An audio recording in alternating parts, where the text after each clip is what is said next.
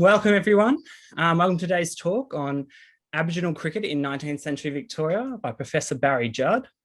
I'm Jack, the Public Programs Officer at the Old Treasury Building, and thank you for joining me this afternoon for today's talk.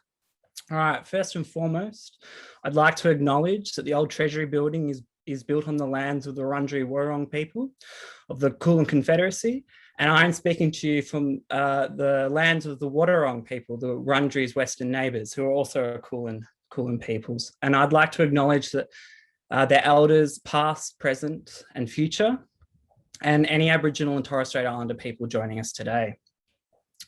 So, as I said, this talk is on Aboriginal cricket in 19th century Victoria, and it's being delivered to you by Professor Barry Judd. So Barry is the Professor of and Director of Indigenous Studies at the University of Melbourne. Professor Judd is a descendant of the Pitjantjatjara people of northwest South Australia, British immigrants, and Afghan cameleers. Barry is a leading Australian scholar on the subject of Aboriginal participation in Australian sports. So I feel we're in safe hands for today's talk. And Barry's main research interest is in issues about identity. So what kind of Australian identities have been formed out of the colonial contact between Aboriginal and non-Aboriginal peoples in Australia? His research focuses on Aboriginal people in sport as a way of engaging the broader population in difficult questions around the place of Indigenous people in Australian society.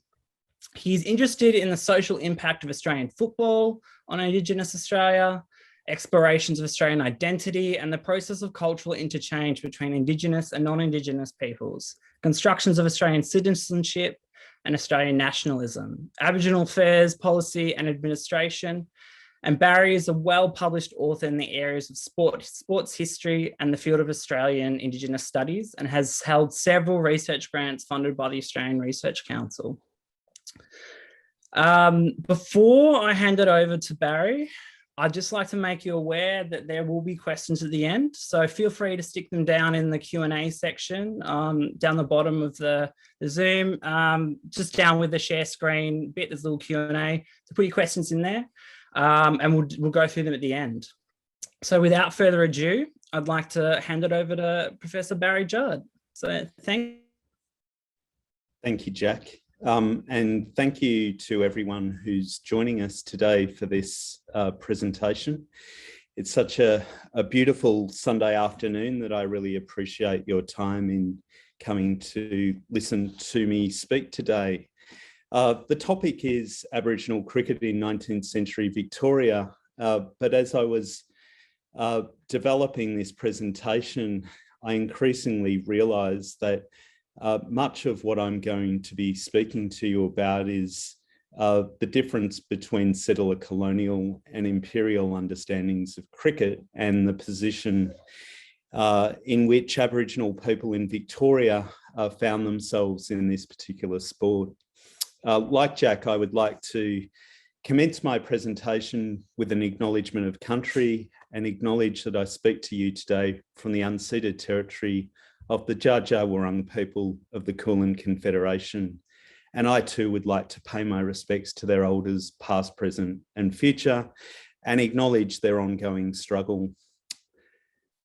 So without further ado, I would like to start this presentation by providing some context to the study of sport and the study of Indigenous people in national sports.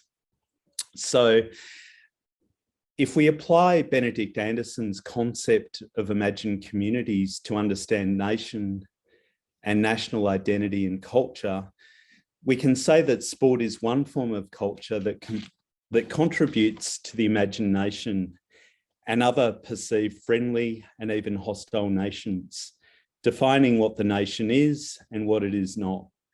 And as Richard Cashman, a notable scholar on Australian sport, noted about 20 years ago, sport has loomed large in the Australian imagination, both before and after Federation. And like Cashman, I argue that sport is central to understandings of Australianness and the distinction between high and low culture that often characterises Australian history writings works to obscure the important role it plays in constructions of national imaginings and did play in influencing imperial connections and relationships. So I think it's important to note that when we speak of nation, of national identity, of national culture, we often, as scholars at least, tend to focus on what is considered high culture. So the arts, literature, etc. Sport is often seen as a poor relation or ghettoized in those conversations and is not studied to the extent it should be in relationship to understandings of national identity and culture. This talk, of course, and the work that I've done over the last couple of decades argues against those understandings of sport being irrelevant to these mainstream currents around who we are, what we believe, and how we imagine ourselves. Sport is very important, and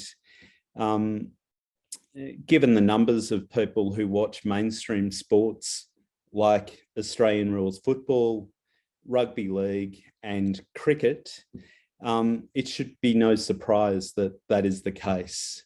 And yet we often overlook sport as an area of significance in terms of research. And I believe that researching the relationship between Indigenous people and sport is particularly important because it not only answers those questions, but often enables a relatively free and open space to discuss issues of Australian race relations in ways where everybody you ask just about has an opinion and wants to say something, and that's very different to trying to get similar conversations going in terms of government or, formal politics.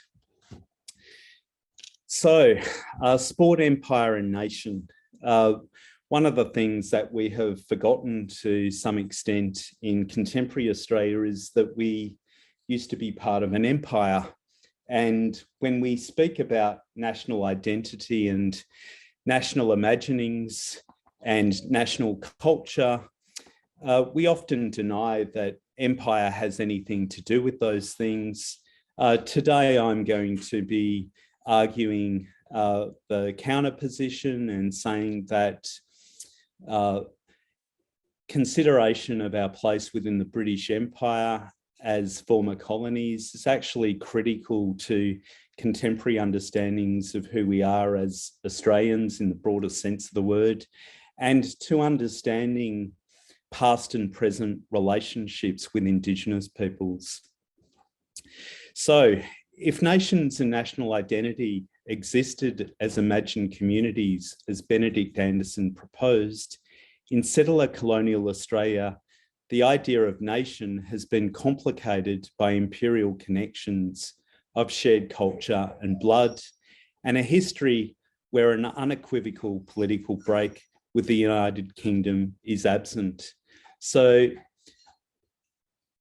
my view is that Australian identity and national identity and nation and how we conceive those things is much messier and untidier than the way in which settler Americans are able to imagine it, because they had a revolutionary war and a definite political break with the United Kingdom that a country like Australia never had.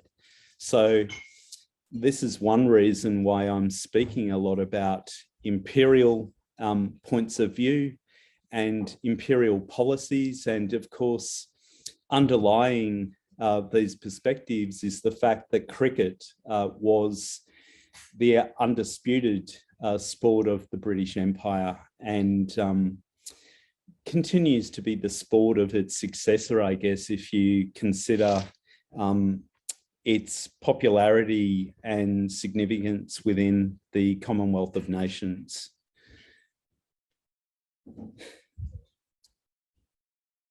So how do we frame Aboriginal relationships to imperial games and the sporting nation? I think there are several things that I would like to say, given that it's not often that sports history and sociology comes together with Indigenous studies in a interrogation of the relationship between the two. So there are several things that underline and characterise my research approach to Indigenous people in sport and trying to make sense of those relationships, both past and present. I think one of the key things to consider is that to understand that relationship, we need to move beyond the idea that somehow Aboriginal culture is immutable and unchanging. Culture is dynamic and ever-changing, and prior to 1770 or 1788 in Australia, Aboriginal culture was a dynamic, evolving, changing, highly adaptable thing, which had nothing to do with external forces. All cultures exist in that way. Colonialism made it more so, more dynamic and more adaptable, perhaps. And so we need to jettison the idea that authentic or genuine Aboriginal culture is something that's frozen in time. That would be the first thing to recognise. The second thing to recognise, I think, is that binary divisions between native and settler are in a constant state of decay and are disrupted in the everyday as Aboriginal peoples and settler colonists have and do engage with each other in ways that theories and their universal impulses can never fully articulate, understand, and know. So again, this references a particular view of culture and a particular view of how Indigenous peoples and settlers interacted and how those interactions or entanglements, engagements, however we wish to describe them, changed and destabilised pre-existing identity positions, cultures, understandings of the world. So what I really like to emphasise is agency, the possibilities for change, and how dynamic these engagements in the past and in the present continue to be between Indigenous peoples and others.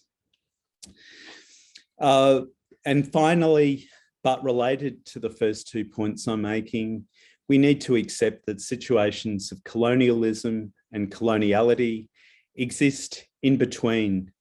And these are messy spaces where understandings are helped by conceptual tools that might include thinking about relationships in terms of the development of cultural hybridities that are not just applicable to Aboriginal peoples, but settler peoples too. Bricolage, the collection of bits and pieces from across cultural divisions.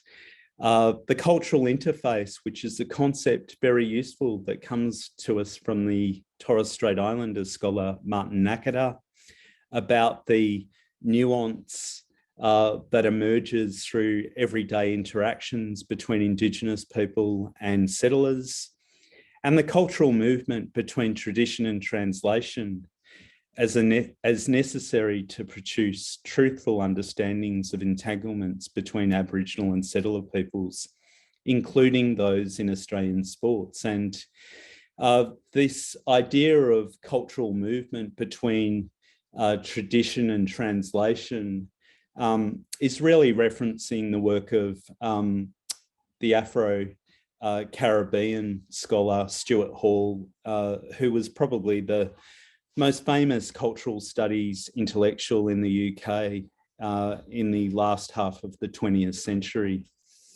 So I'm, I guess, setting up the rest of this discussion today by pointing you in the direction of letting go of concepts like authenticity when it comes to Aboriginal people and their cultures and the actions that they undertook in the 19th century through sports like cricket.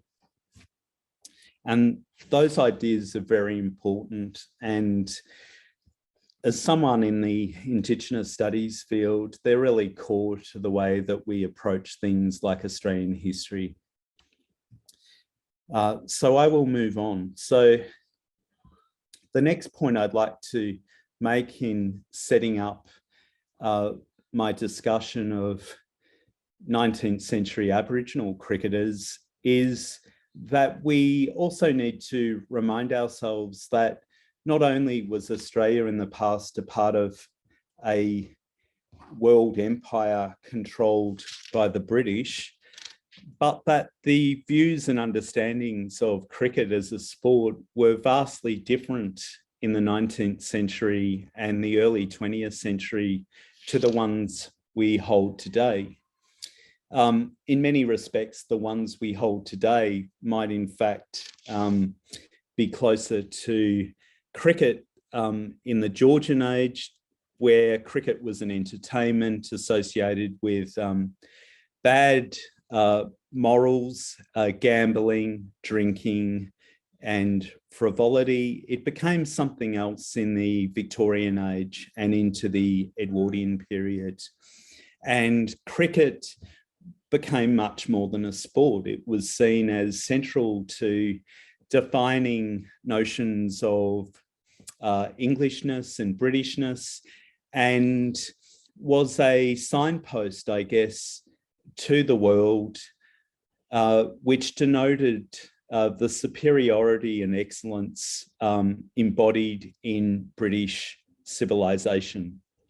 So I reference here on the next couple of slides Jack Williams, who is a scholar out of the United Kingdom, whose work focuses on racism and issues of race in the sport of cricket, and how those understandings of race and racial hierarchy at home and abroad through the empire played out in the context of cricket. It's a wonderful book and reference, and I would encourage anyone with a slight interest in cricket to get hold of it and add it to their library.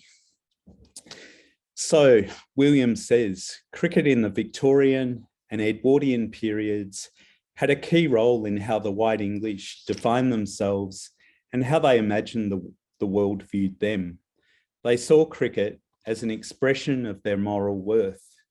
Cricket discourse emphasised that playing cricket encouraged moral qualities such as selflessness, putting the interests of the team before one's enjoyment, accepting the decisions of the umpires and the captains without complaint, observing the spirit rather than the letter of its laws, all qualities that were seen as resonating with Christian ethics. The moral worth of cricket was also related to the supposed antiquity of cricket and the historicist element in English culture, which saw tradition as the source of moral authority. So cricket was a shorthand, a system of morals in this sense, and was thought to reach back into the best of English culture. And in the writing of the time and how the game was articulated by the English, it was located not in London, but in the English countryside, and the I guess, the characteristic of the sport really focused in on village cricket greens and cricket teams playing in the English countryside, away from the evils and corruptions of London, which was seen as something like a moral sinkhole, I guess.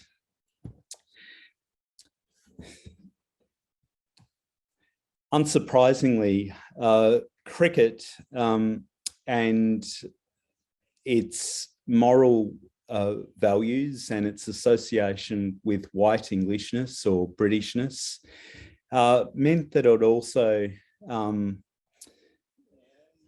became entangled with understandings of race. Cricket worked hand in hand with imperial systems of governance and training imperial administrators, and the moral or ethical system embedded in cricket, as I outlined on the previous slide, these were thought to be qualities that would assist and equip those people coming out of the public school system to go off and run British India or the Caribbean or Southern Africa with the kind of outlook that would enable them to do a good job, to essentially run the world. So the nature of cricket as a sport of the empire helped to persuade the white English that they could be trusted to exercise authority over other races in a reasonable and selfless manner. This was seen especially in the value system of the late Victorian and Edwardian public schools. A major aim of the public schools was to provide their students with the moral qualities necessary to administer the empire. The games cult, to which cricket was central, was seen as essential for producing the character needed by imperial administrators. So muscular Christianity, Tom Brown's school days would be an exemplar of that kind of view. Cricket as a sport was central to that understanding, and the very direct linkage between how the sport was considered as a moral framework and a training course in its own right, the public school system, and then the governance of a worldwide empire and the ability of imperial administrators to rule the natives, whoever they may be, right around the world. So given the linkages between cricket and British imperialism, it's perhaps unsurprising that we might want to understand that link in terms of the sales pitch that emerged, particularly in the second half of the 19th century, around the purpose of the British Empire.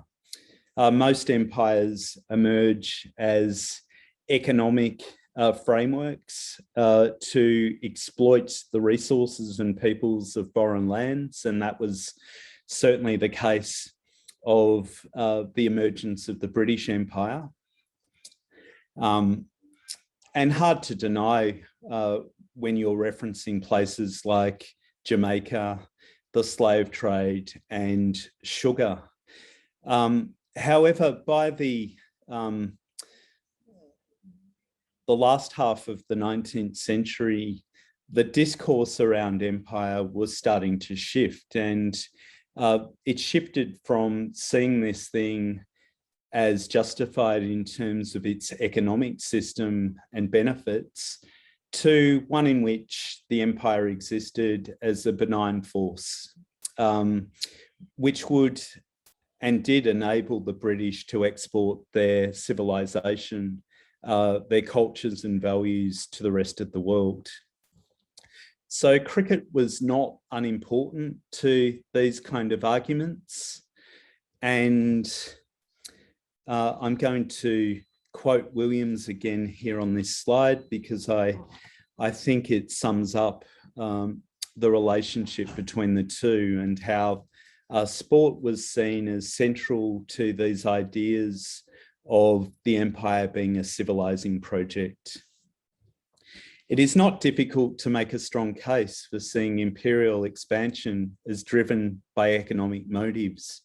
But during the late Victorian and Edwardian heyday of empire, white English apologists for empire, who tended to use the terms English and British interchangeably, emphasised that the empire was an exercise in morality, that Britain was responding to a moral obligation to extend the benefits of British civilization, and belief in the ethical quality of the empire was based on assumptions of racial superiority, of the white English race having the natural moral capacity that made it uniquely fitted for the exercise of imperial power. While Williams notes the condescending and dismissive ways that the white English wrote about native cricketers, he also notes the very close association between the sport and the clerics who made up the Church of England.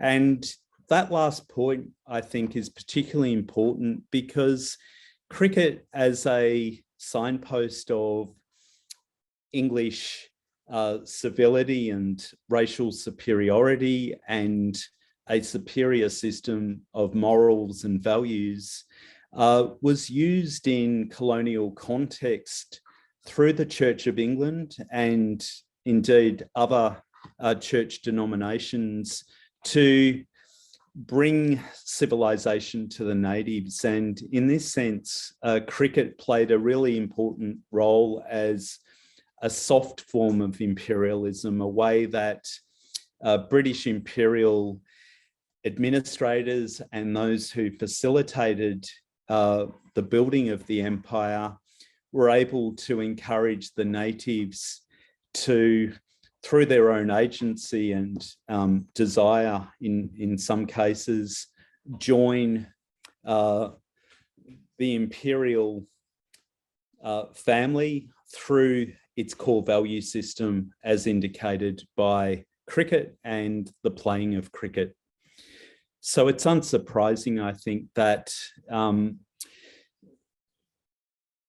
English understandings of cricket and its moral worth and the close relationships between the Church of England and the sport that Jack Williams points out came to have a significant impact in Australian sporting histories and how cricket emerged in the Australian colonies and the relationship between cricket as the imperial game and Aboriginal peoples in various colonial situations.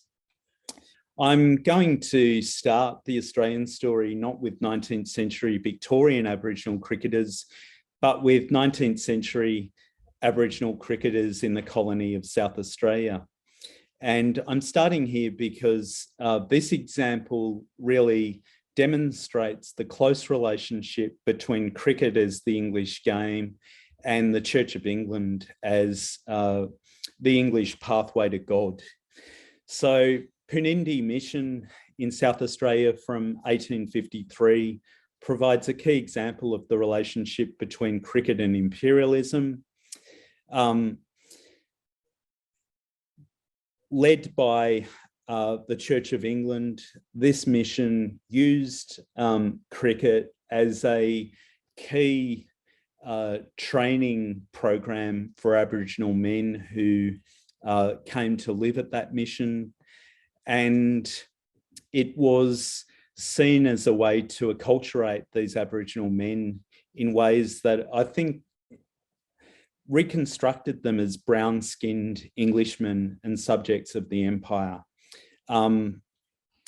The photograph there is the Punindi mission team playing St. Peter's Church of England school team on the grounds of St. Peter's in Adelaide. And it's a wonderful photographic insight into the imperial understanding of the game and that close relationship between the sport, the facilitation of soft imperialism on Aboriginal people and the Church of England because here you have the mission and the education arm coming together through a cricket match. Coranderrk was one of those cricketers, and here you have a famous portrait of the young Aboriginal cricketer from Penindi, represented by the painter Crosland. This was commissioned by Bishop Matthew Hale to really underscore the kind of missionary work that he and the Church of England was undertaking in Australia. And we can look at this portrait now in the context of cricket being a moral signpost of Englishness and of British civilization, and as really pointing to the benign rationale of British imperialism.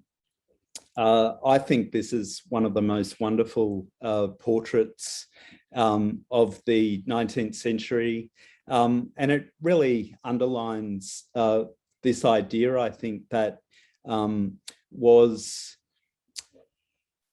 about an imperial policy that sports like cricket and soft forms of imperialism could work to find Aboriginal peoples in Australia and other Indigenous and Native peoples elsewhere through the empire a home within that imperial sphere.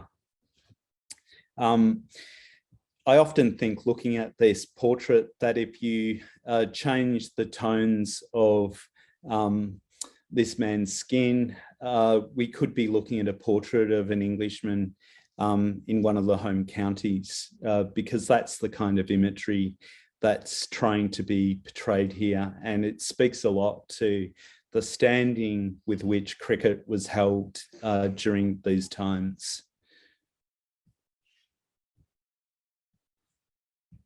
Okay, now I'm moving towards something that approaches the false advertising of the title of this talk, Cricket in the Colony of Victoria. And I guess what's interesting about cricket in the colony of Victoria and the involvement of Aboriginal peoples is that it doesn't directly originate through mission activity as it did in South Australia, or as it did also in Western Australia.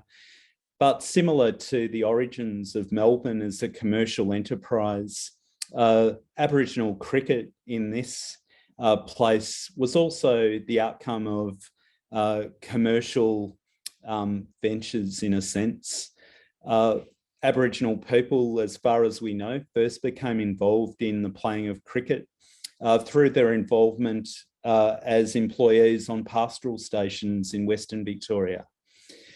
So it happened through an employer-employee relationship where, for entertainment, station workers would play matches on a weekend after work. And Bernard Wimpress, who has written about this, just believes that Aboriginal station workers became involved first by collecting balls and throwing them back to the settler employees and owners playing cricket, and then were asked to field, later asked to bowl, and then eventually asked to bat. So their involvement was not planned as such. It was an economic relationship that gave rise to cricket, and most of us, I think, in the room would know something about the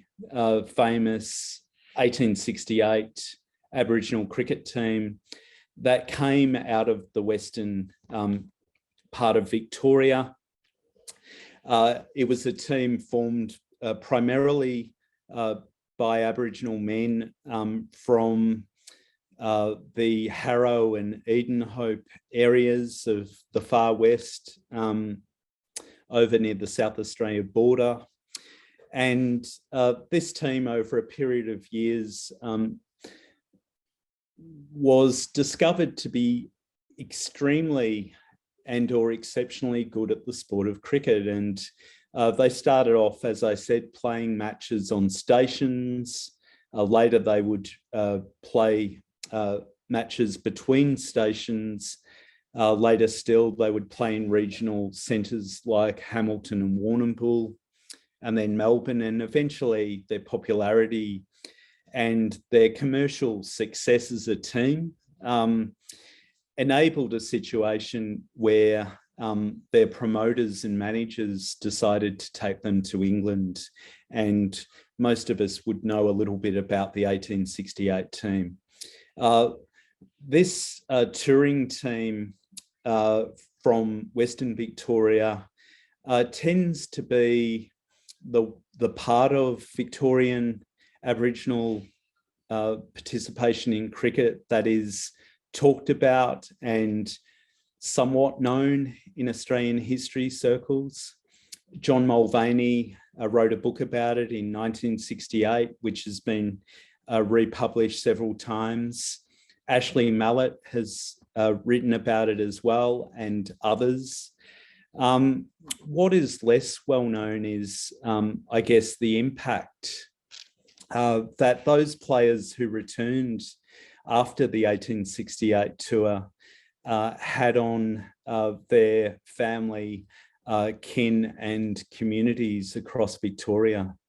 So we, perhaps rightly so, we tend to focus on the achievements of those men. They're very significant in the history of Australian sport. This was the first Australian team to represent Australia internationally, although Cricket Australia continues not to celebrate that fact in any great way, or at least I'm not aware that they do.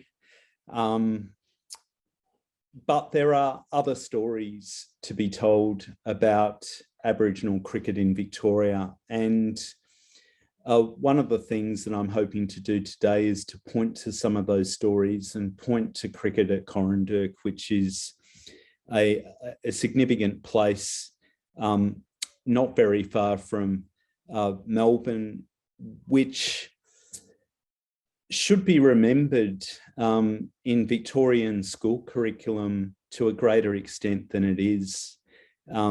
It should be core in the social sciences and history, if you ask me, but it isn't. And we as Victorians, whether we're Indigenous, affiliated or not, should be making a big deal about the history of Coranderrk in ways that we do not at this stage. So what I want to do is, now that I've set up a bit of a context to the main theme of my talk, is to focus attention on Coranderrk. Many of the people in the room may know that Coranderrk is perhaps, for all the right reasons, the most significant Aboriginal reserve established in the 19th century. It was established through the initiative of Tangarong and Woiwurrung elders who pointed government officials to the site. The site was and continues to be an important campground for Woiwurrung people. It was chosen for a reason. Coranderrk is situated just outside of the Yarra Valley town of Healesville, continues to be a site of significance for Victorian Aboriginal peoples because of its unique history. So selected on the advice of Aboriginal elders, that's significant. The other significant thing, just to address this very briefly, is that Coranderrk as a reserve was not envisaged by the Kulin people who pioneered it as a place that would exist as a government reserve as they existed elsewhere, where colonial governments would need to underwrite the operation, and where the reserve more or less existed as a ration welfare station. Kulin ideas about Coranderrk were that they wanted to find a middle pathway, let's call it, into the new social and economic situation that they faced on their country. And so they wanted to transform what was land covered in mountain ash and other forest in the foothills of the Yarra Ranges to a economically and socially sustainable Aboriginal community that would be to some degree independent of colonial government, both in terms of economics and cultural and political agendas. So what's interesting is that, but I don't think surprising, because Aboriginal people in other parts of the continent are also of the view that Kulin elders of the 1860s, 70s, 80s viewed Coranderrk as a place where they would transform their community into a new kind of community.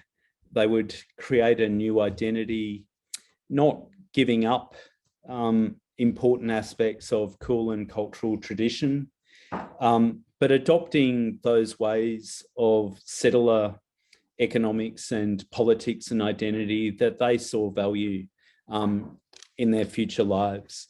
So I think Coranderrk's important, at least my view of it, is that it's important to remember, because we saw during these decades of the 1860s, 70s and 80s, a new kind of community emerging that valued their independence and were continuing cultural practice, but were also quietly, through their own hard work and initiative, accumulating wealth and educating themselves in the ways of the settler colony and the empire in which they now found themselves.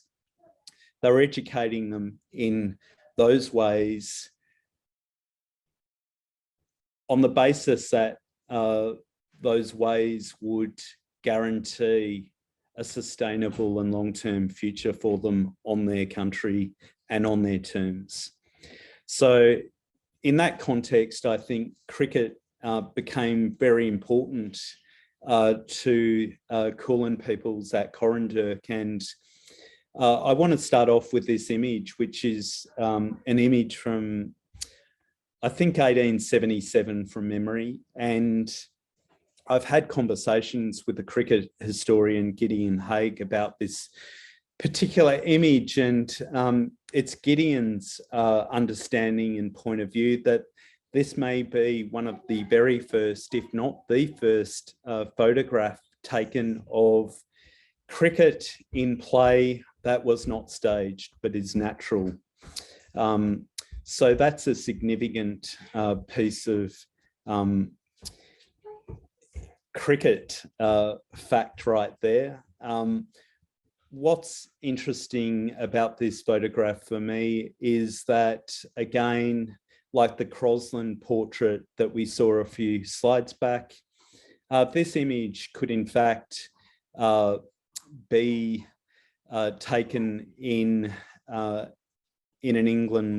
English village, and we could well be viewing the English countryside here, but we're not. We're viewing the Australian countryside with those tall gum trees and the Yarra Ranges in the background, and we're not viewing white English villages. We're viewing Kulin men playing cricket, being watched by Kulin women and children. But it does echo the idea of the English village green, and I think it's important to note that on most, if not all, of the old mission and reserve stations throughout Victoria, you'll find archaeological evidence of cricket pitches being built. I've seen the one down at Lake Conda, and elders have pointed to it as something that was extremely significant to the community back in the 19th century. And so that you can see through the positioning of cricket pitches and where they were played on missions and reserves, the importance of them to those facilitating a soft form of imperial policy, but also to the Aboriginal people who played the game, who were centre stage in their communities. And I think their agency is what I want to talk about here. So cricket, of course, never occurs in a vacuum, as this talk has made clear, with reference to nation and empire and ideas of race. And there were significant politics concerning cricket as it was played at Coranderrk. And I might just read from this slide, if I may, which points to some of the politics about photographs like the one I'm showing you. So the photograph Aboriginal cricketers at Coranderrk was taken in 1877, a time of emerging political crisis for the Kulin. Commissioned by the board, the photographer Kruger was employed to produce a visual defence of their work. Set against this political struggle, the photographic series of 1877-78 was intended to argue for the residents' successful management and progress towards civilization. In Eye Contact, Lydon argues that Kruger's photographic series of 77-78 stressed a humanitarian and sympathetic view of Aborigines that represented life at Coranderrk in terms of an Aboriginal idyll. Perhaps I won't go on, but so there were two things happening around cricket at Coranderrk. On the one hand, the facilitators of imperial policy through the board of the Aborigines Protection Board had a view that cricket was one way in which they could showcase their work of civilising the Aboriginal natives. On the other hand, I think what we forget to recognise is that the Kulin people themselves wanted to play cricket, saw cricket as important to how they might act in a positive way to their changed social and economic context by taking on board this aspect of imperial culture. So the men who played cricket at Coranderrk, in my view, were not forced to do it. They wanted to do it. They enjoyed playing the game. It brought them into a social context where they could be close to and develop their relationships with other Aboriginal men who they were no doubt kin with in some way. It also provided them relative freedom because cricket teams were one of very few avenues that Aboriginal people in 19th century Victoria who lived on missions and reserves could travel around and play cricket with settler teams in their neighbourhood or other Aboriginal teams in the colony. So these were important considerations when we think about why Aboriginal people themselves became engaged with cricket. The other thing that I think's at play here is that the Kulin elders no doubt knew how cricket was viewed in settler society, and therefore to have their younger men play cricket was for them making a statement about their own willingness to forge a new kind of Aboriginal identity and community at Coranderrk. So it was in many ways a claim for equality, perhaps, that the West Indies cricket team of the 1970s would later make internationally, that men with brown or black skins were the equal to the white English when it came to the playing of cricket.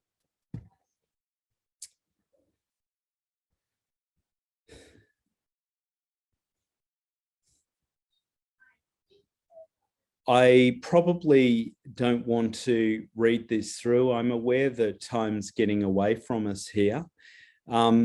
This slide really emphasises, I think, the points I've just made about our need to consider Kulin agency here in using cricket as a way to signpost their own willingness to transition into the new context in which they found themselves. So, as I said, cricket became something of value, a signifier of their willingness to become, Kulin subjects of the Queen and the Empire. And the playing of cricket at Coranderrk, I think, can be seen as one of those things, as can other things that were happening there, such as the Coranderrk people learning to speak English and read written English and becoming significant consumers of newspapers from Melbourne. We can also point to their willingness to recognise Queen Victoria as an elder figure and a figure of authority for settler people by putting her portrait up on their cottage walls. So cricket can and should be seen in this way as a Kulin attempt to transition into a new context.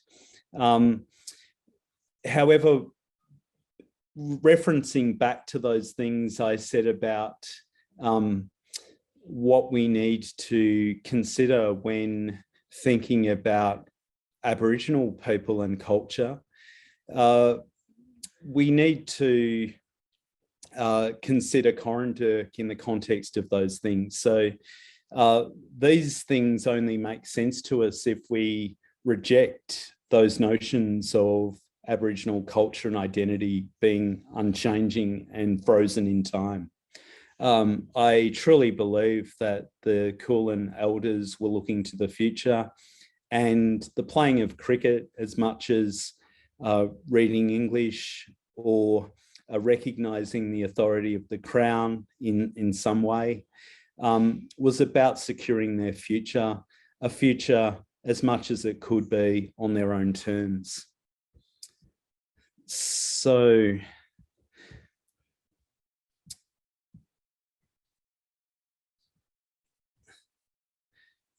again, I'm not going to read this slide because there's too much, and I think Jack has directed you to an article where I pulled this information, but knowing that cricket was extremely popular at Coranderrk and indeed throughout the Aboriginal communities that existed in the 19th century, to seeing how cricket became a sport that was passed over by Aboriginal people in the 20th century as they increasingly went over to Australian rules football as a game that they believed they owned. We should think of the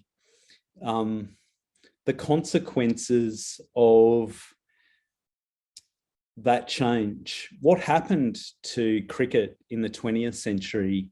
Why did Aboriginal people, like the men at Coranderrk, play it extensively in colonial times? And why did it fade away very quickly once we get into the 1900s? I think one of the reasons for this is that cricket thrived because it was an imperial sport at a time when imperial policy making and ideas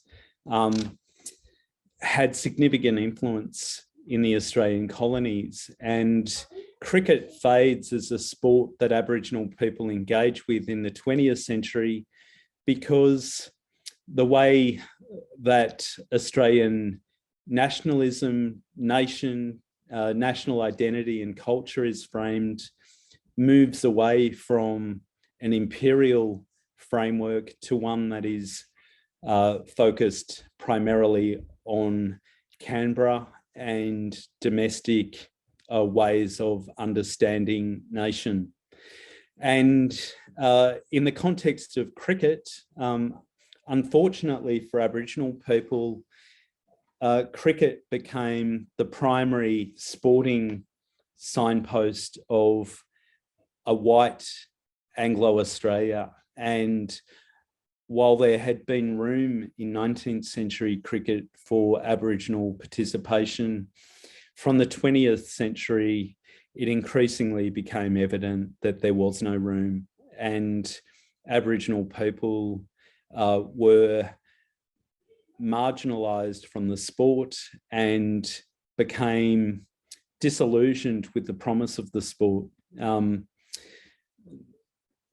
The title of the paper that I wrote, which Jack has pointed you towards, It's Not Cricket, references the fact that cricket was viewed as a system of morals and ethics, and suggested that fair play was a fact of life across the British Empire. Aboriginal people, I think, increasingly came to recognise that that claim was false, at least in a federated Australia.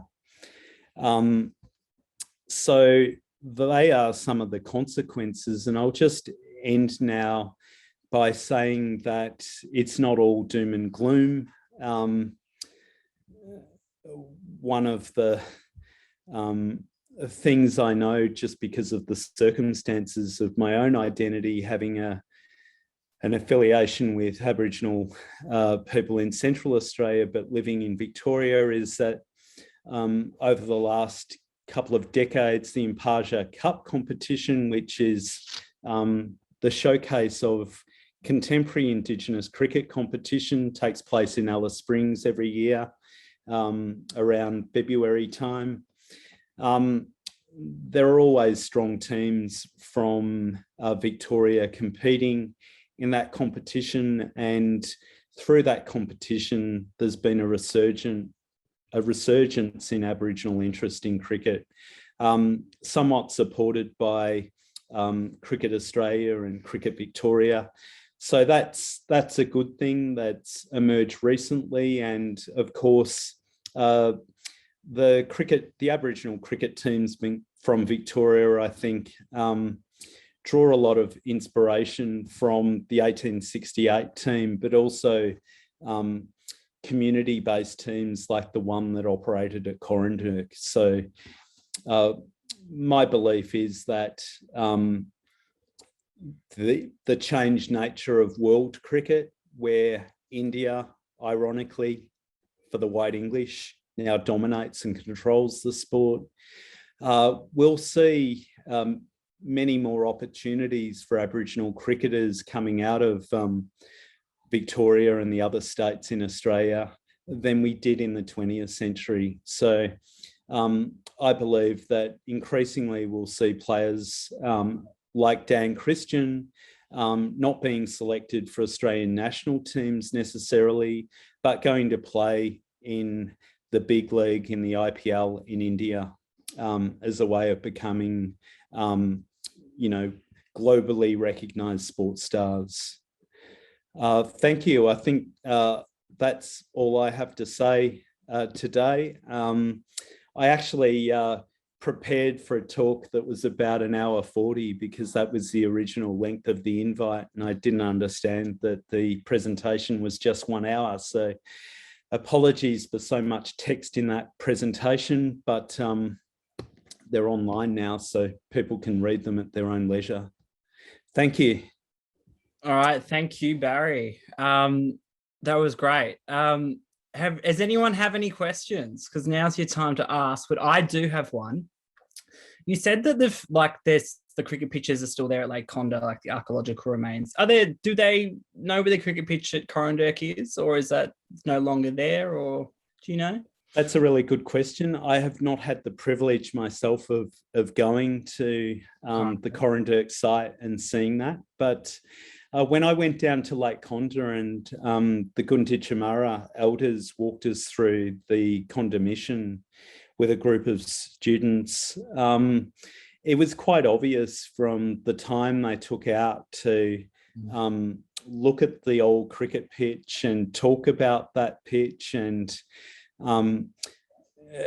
they told us the story of how one or two of the surviving members of the 1868 team had later ended up at Lake Condah Mission and had become essentially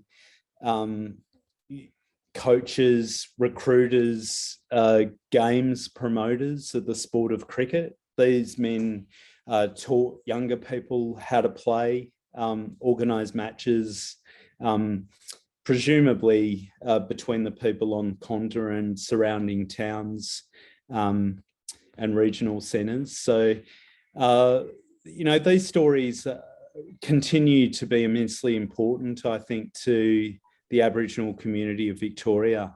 And what I guess, am frustrated by as a researcher working in Indigenous studies is that more work isn't done on Aboriginal cricket from a Aboriginal community perspective. And I think I told you prior to starting that I had one of those crazy ideas to put together a discovery grant scheme through the ARC, where I planned to try and trace the descendants of the 1868 cricketers and other 19th century Aboriginal cricketers in Victoria and collect their views and understandings of what that tour meant at the time and what it means now. But unfortunately, the Australian Research Council didn't think that was a good idea. So it's on the shelf. I think